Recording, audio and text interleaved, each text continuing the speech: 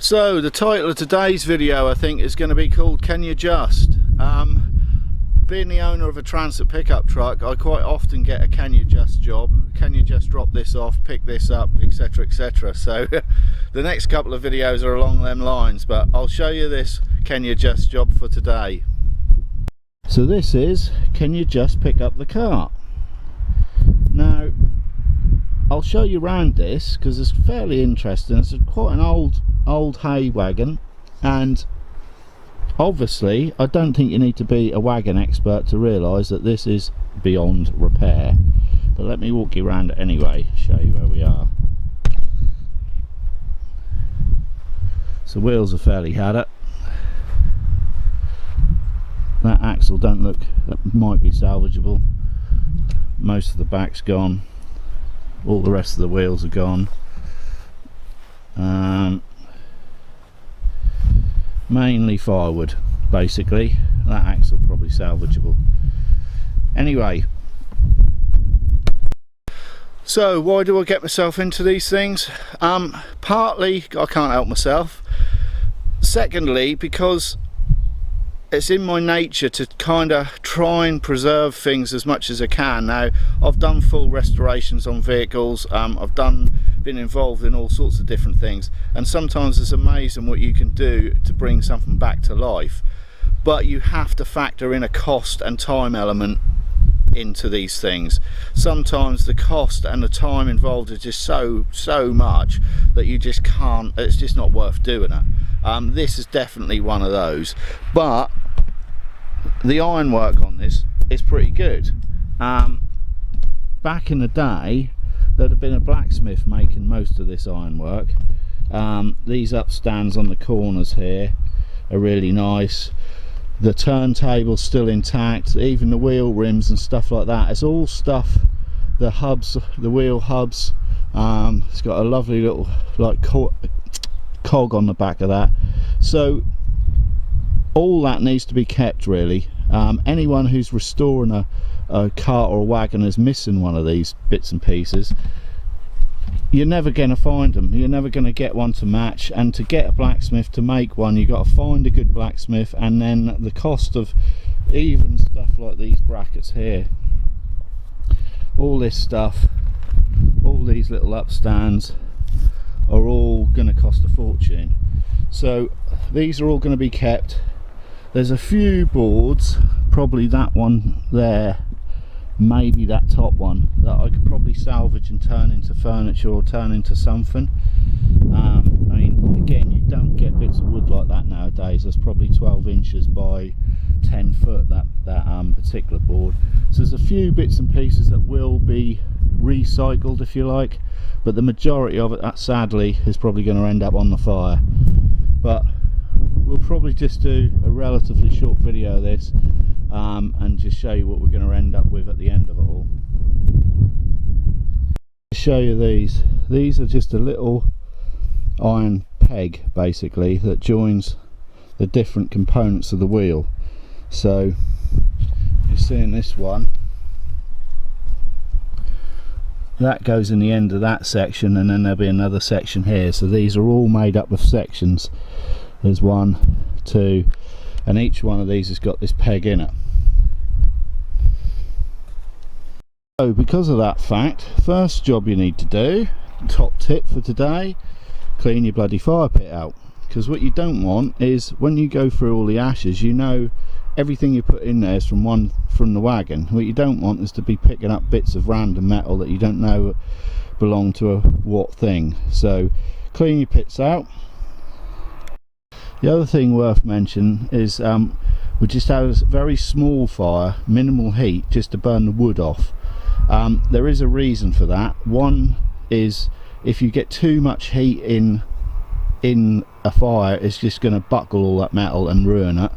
The other thing is, there's parts of this that I think I can just disassemble by hand. I don't need to be burning it off. But just a small controlled fire. Someone did email me and said, why don't you hook the whole bloody thing on, but there's bits of it I want to try and keep, so that's why.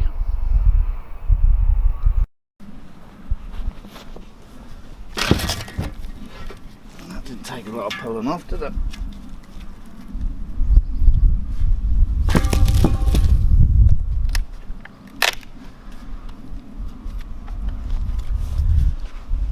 that's a bit beyond repair. It's like sponge.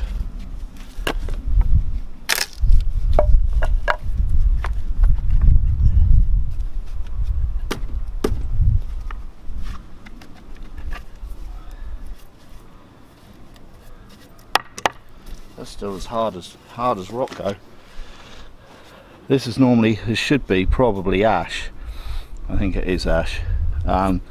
Ash is brilliant they use it a lot for furniture, chairs and stuff like that, and a lot in the wagons and the old carts.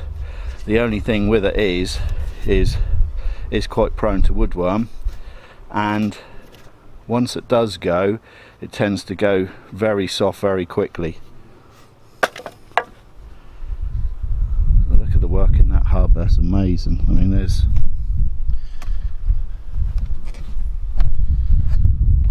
probably a week in that, just in that bit there, in that section, without all this. A friend of mine's just done one wagon wheel. It's took him a week, so it gives you an idea of how long this would take to get all 4 wheels back rolling.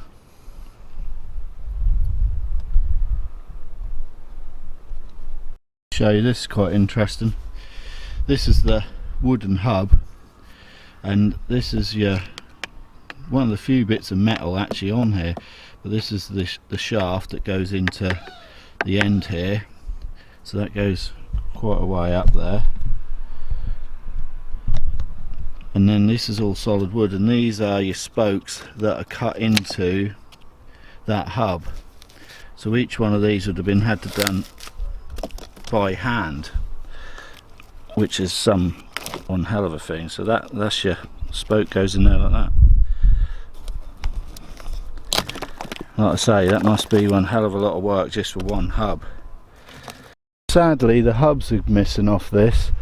There would have been a little brass hubcap sort of thing to cover this up, and normally on there they'll have a maker's name or a farm name, and you can normally find out and trace a lot of the history from the wagon just by the hubcaps, and certainly the area that was made in, etc. But these are all long gone, so that's a bit of a shame.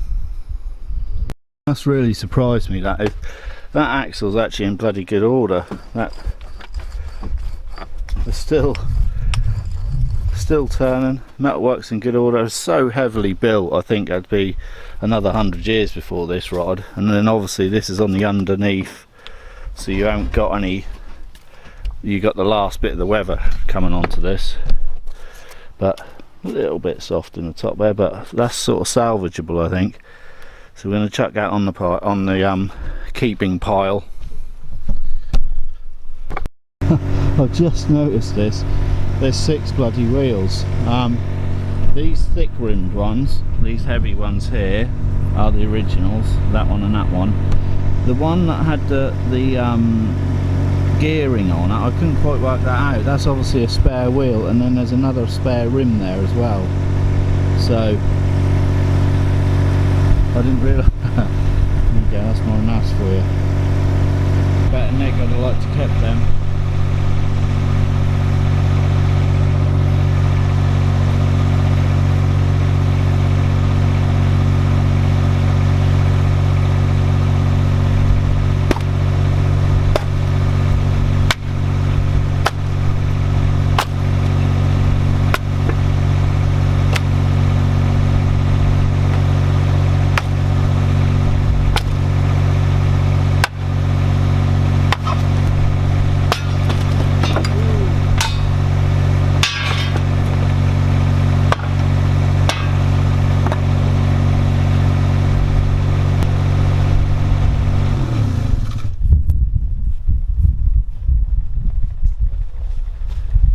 Don't take long when you got a bloody forklift and a sledgehammer.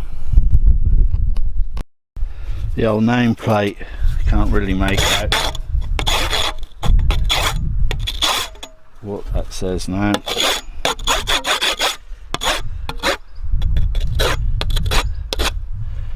LIN something.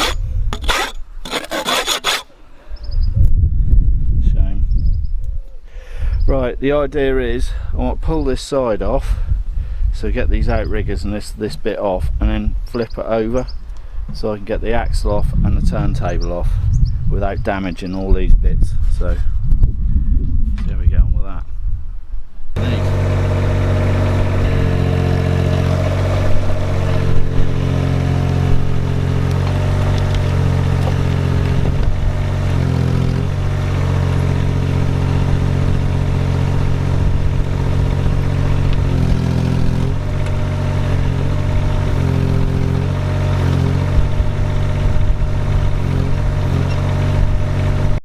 Again, it's a shame I only got the top half of the turntable. There should be another identical ring that would go onto the front wheels, or the front chassis if you like.